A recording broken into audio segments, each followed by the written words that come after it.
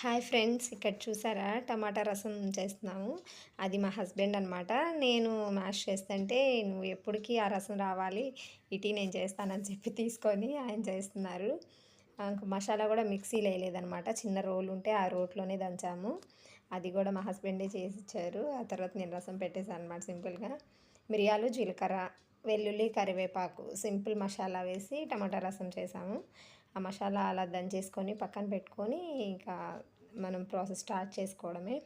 కానీ ఇలా ఎప్పుడు వంట అనేది ఆడవాళ్ళకే కాకుండా ఇట్లా వాళ్ళకి హెల్ప్ చేస్తే చాలా బాగుంటుంది కదా, హ్యాపీనెస్ వేరు. ఇంకా తాలింపు వేసేసి టమాటా అది మ్యాష్ చేసి పెట్టుకున్నాం కదా, అవి వేసేసి మనం దంచిన మసాలా కూడా తాలింపు వేసుకున్న తర్వాత టమోటాలు అవి వేసుకొని కొంచెం అవి నాటు టమోటాలే పుల్లగానే ఉన్నాయి, కానీ కొంచెం టమాటా పులుపుగా సరిపోదు కదా, సో అందుకని కొంచెం చింతపండు రసం కూడా వేసాను.